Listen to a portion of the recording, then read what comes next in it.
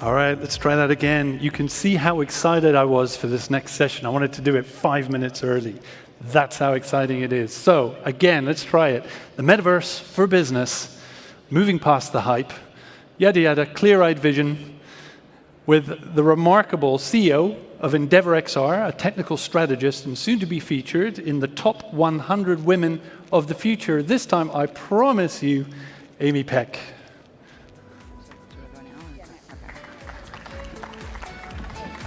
We'll get there in the end. Thank you, Amy. Thank you. I'm glad Rupert's excited. I'm excited. So we talk about the metaverse and all these possibilities, and I prefer just to focus on the metaverse for business, right? And just dispel all the hype. And the metaverse is a destination. It's not a destination. Well, let me start again here. We talk about it as this sort of gilded opportunity, and it's not a place or a thing. It's arguably not really even built yet. It's really a journey. So it's something that we're going to be working on for the next decade and beyond. So really, it's up to us, how this all unfolds. And no, you do not need to rush into the metaverse, despite what many people might tell you. However, you do need a strategy. Largely because it's quite complex. This isn't just about opening up your store and a few games in Roblox. And unless your demographic is 9 to 13, that's not your market, right? And it's a labyrinthine ecosystem, right? There's so many complexities to it. It's important for companies to really grasp what it is they want to do. What are the products and services of the future? And one thing that we really can do is, learn a lot from the ecosystem of Second Life. It's arguably the first active metaverse. They had their own digital currency. People were making a living, right? At one point, I think it was they were it's about $500 million in transactions, which is, in 2007, 2008, that's a big number. All right, so I think we can learn a lot of lessons, especially about the creator economy and how to build a functional community and ecosystem.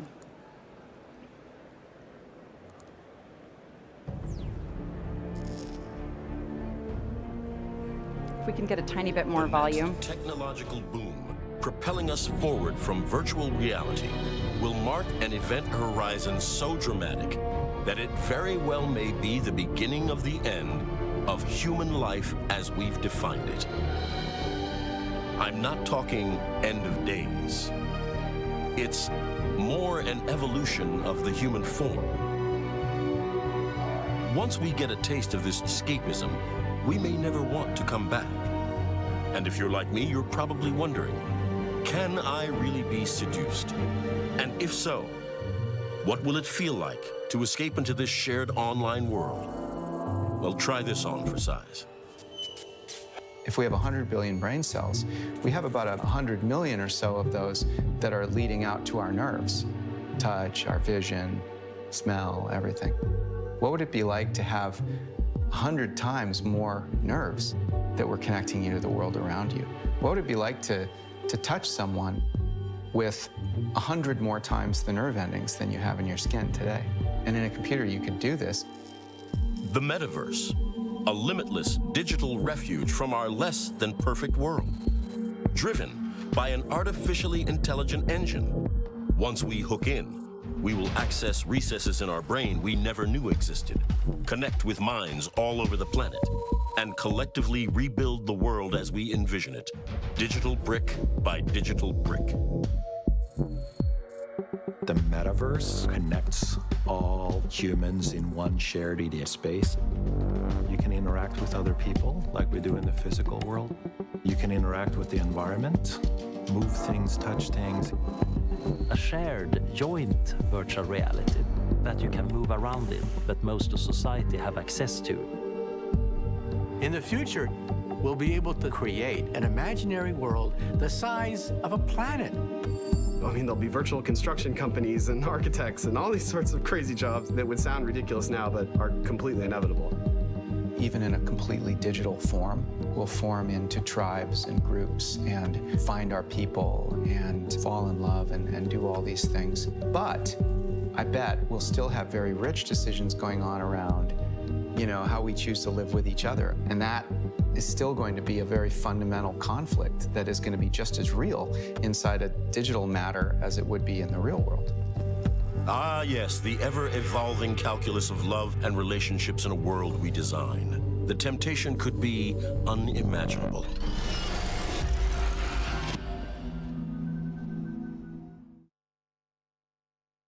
So that's Philip Rosedale, who is the founder and CEO of Second Life, and has now come back and is advising the company again. And they're, I love his focus very much on humanity and creating community and elevating experience, but there is definitely kind of a slightly dystopian theme as well. And I think that that's how this is going to evolve. I think in the early days, we're going to have these parallel paths that are slightly dystopian. But if we choose to engage collectively in the building of this metaverse, we can actually focus on the things that are important to us. So Gartner has put out this, elements of a metaverse, and I think this is a good start for things that we really have to be thinking about, especially as companies, right? And you're not going to be thinking about all of these at once, but you have to understand what it is that are going to make up these virtual environments. And then, something I bet none of you have heard of, because I made it up, the Metaverse Rule of 7. Who knew? It turns out that when you're talking about the Metaverse, it has to come in sevens. And I'm making a little bit of fun there, but on the left is Tony Parisi's 7 Rules of the Metaverse. He's got a Medium post. If you haven't read it, I highly recommend you read it. In the middle is John Radoff. It's been ripped off a million times, but John Radoff, as far as I know, was the first person to put this together. The 7 layers of the metaverse. And then 7 technologies that will make it a reality, but really it's far more than just these 7 technologies. But the root is that everything will be 3D, and 3D will everything. So if you're doing nothing today, you do not have to build a virtual environment. You do not have to build a metaverse per se. As a company, you have to build fluidity with 3D asset management, right? That can be in the form of digital twin of your factories. It can be 3D assets around your products. But it's very, very important to start building your 3D strategy. So of course, I should have some really ominous music here. What could go wrong? Well, first of all, we must not allow ourselves to become digital lab rats. The amount of sensors that are on these devices, especially eye tracking, that is medical data, right? And so we really have to be careful. We have to, as consumers, demand that we get control of our data. And the metaverse should not be controlled by individual companies. You can tell that I hang out a lot with Jay Latta because we hammer a lot of the same themes. And I saw that he mentioned this morning. This is critical. And the metaverse should be open and accessible to everyone. The devices are expensive now, so mobile and web-based XR experiences that we ensure become available to everyone and that we do not increase the digital divide. So, to recap, this is the interactive portion. Who is the metaverse for? Say it with me. I mean, everyone in the whole entire world. I mean, everyone. I hope that will help you remember. So one of the things that we look at is we have to kind of look at the consumer side of things. And one of the most notable movements right now is that really art, entertainment, games, social media, and fashion are all colliding. So what does that really mean? Well, what it means is that the consumer metaverse is really the Wild West right now, right? There is not a clear path on how companies should engage. I'm really excited that brands have steamed in. Gucci actually did a very cool experience where you'd put on a Gucci jacket, and as you walk through the space, you would take on elements of that space. Adidas has been dropping NFTs. I have my concerns about NFTs, and I think all of you should too. And services, JP Morgan opened up a bank. I don't know how many visas are getting produced in the metaverse for Barbados, but I applaud them for trying and moving in, because again, they're building that fluency and fluidity with the technology. I think Nike is doing some of the coolest things in the metaverse. However, on the right, can anyone guess what that Murakami crypto kick went for? Anybody? Shout out a number. $134,000. If my kids buy those, it's going to get ugly. So let's look at actual use cases. So v-commerce and virtual stores, this is different than just kind of building a mall. This is using your existing space. Sports, using it for performance if you're an athlete or if you happen to be training to be a couch potato. It allows you to be fully immersed in the action. This is something I find really exciting, and I hope next year we see a lot more of this, where creative experiences can be anchored all around us at any time. And multiplayer games moving us off the sofa and out into the world. Education, we have a huge opportunity to really start to create global classrooms, right, where education is really led by student curiosity. And having it on a global scale means that they're experiencing other cultures without politics. And this is really just the beginning.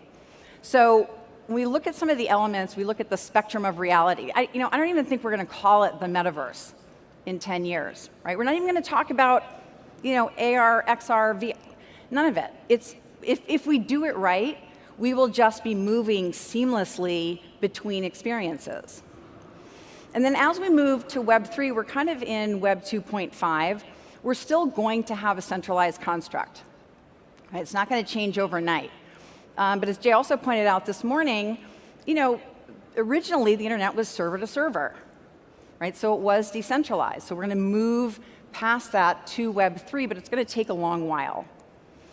And of course, again, I lied about only one interactive portion. What's the first thing that you think of when I say the word blockchain? Crypto, Bitcoin. But that's just a subset, right? And there's an elegance to blockchain and smart contracts that we are missing.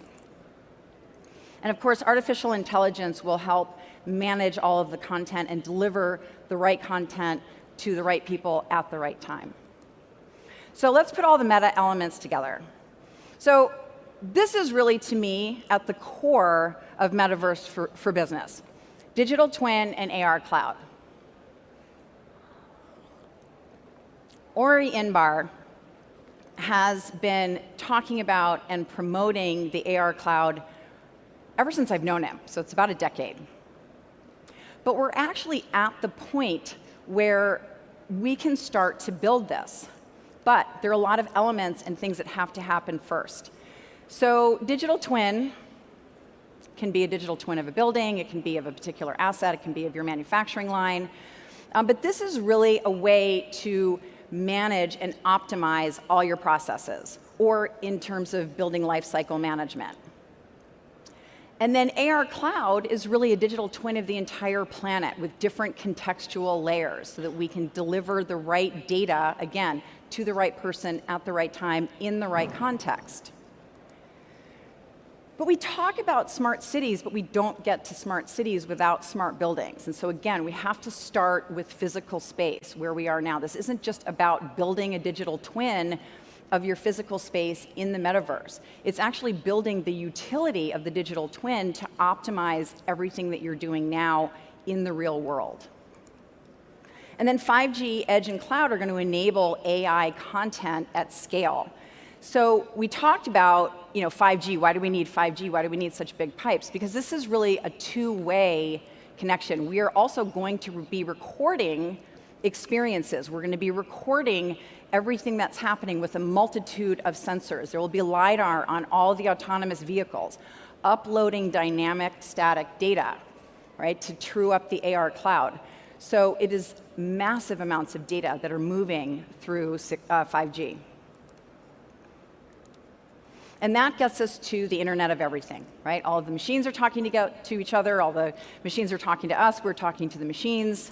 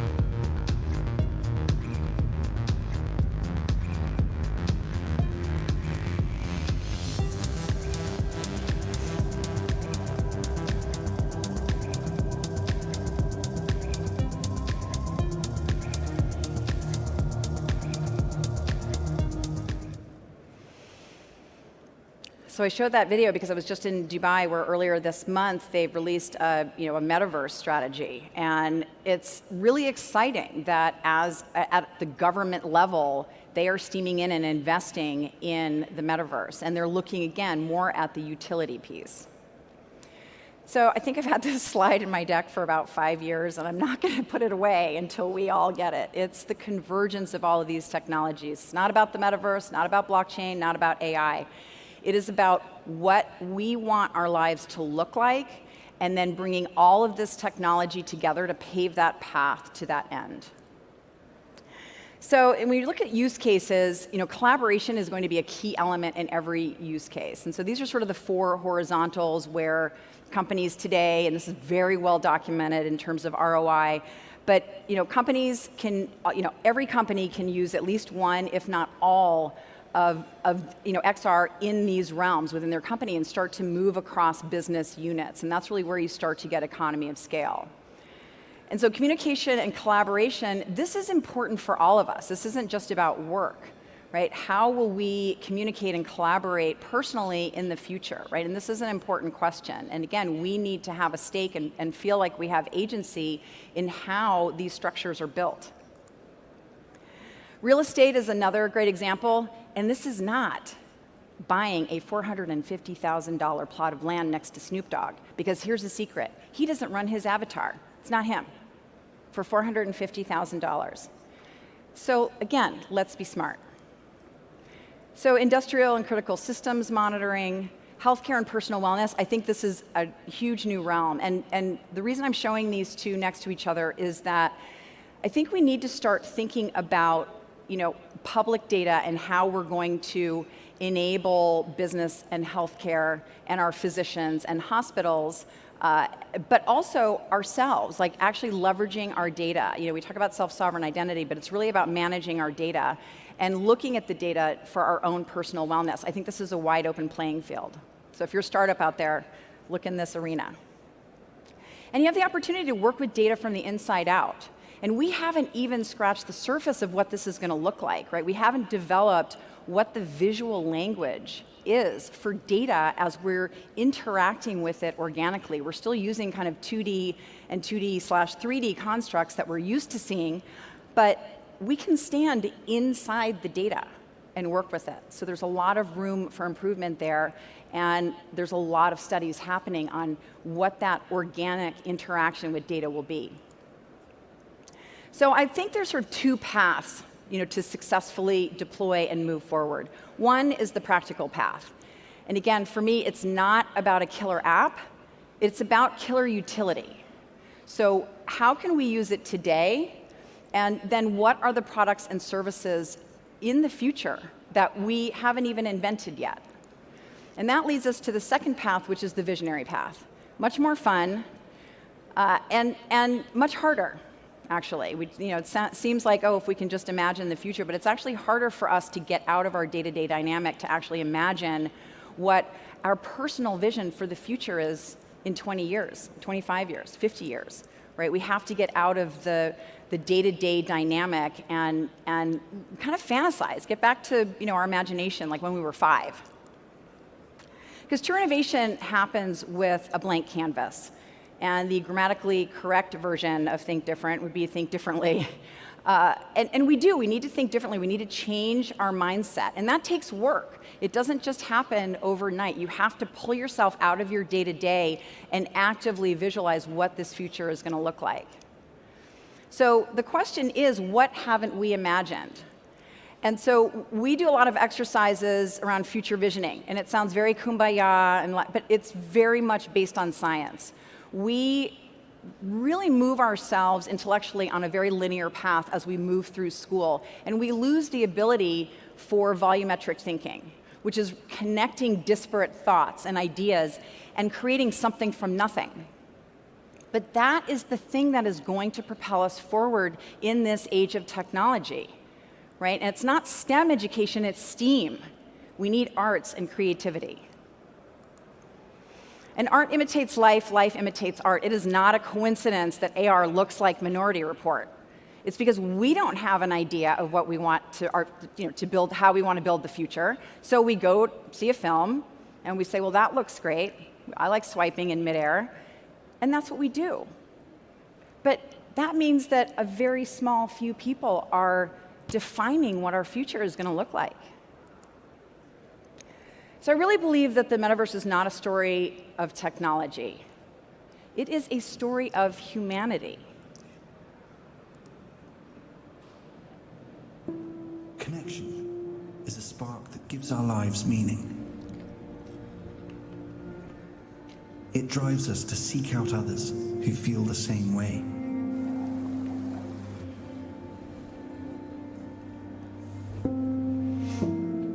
Okay, why don't you input the data and we'll take a look together. Hey Mari, what you got for me? To find those who share our views, yet offer different perspectives.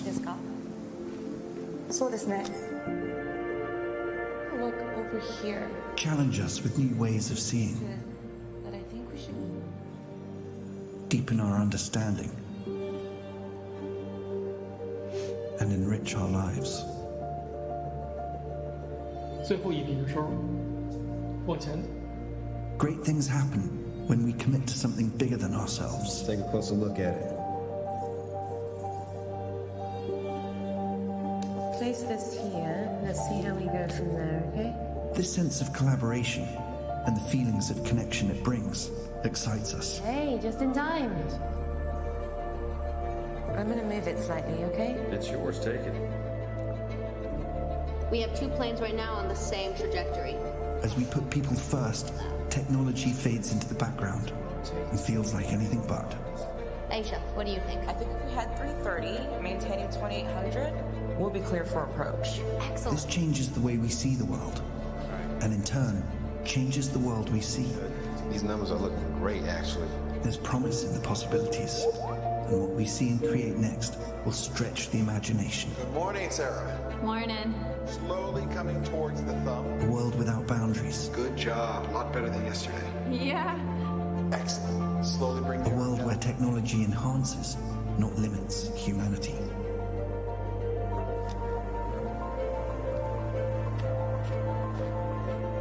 With people front, center, and in the spotlight. The future is here. And here can be anywhere. Introducing Microsoft Mesh.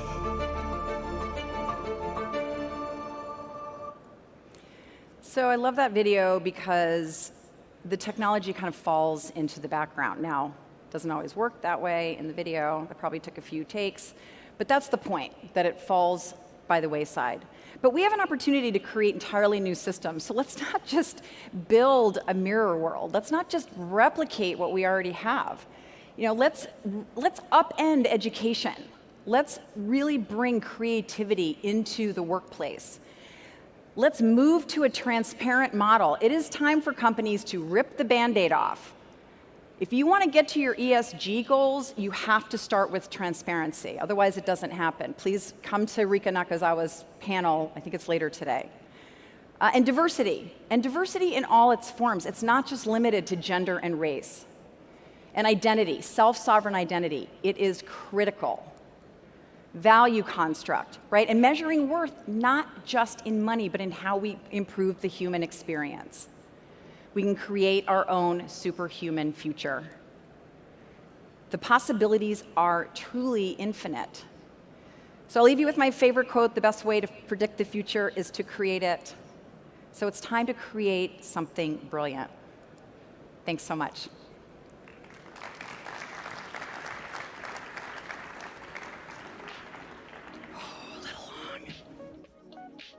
Thanks very much, Amy. I think we're done with the questions. So we are taking a break, a 20-minute break. There is free coffee outside, always a good thing. And if you come back, don't miss the panel. We have a great lineup on diversity. 20 minutes from now, enjoy your coffee, enjoy your networking, and have fun. Bye-bye.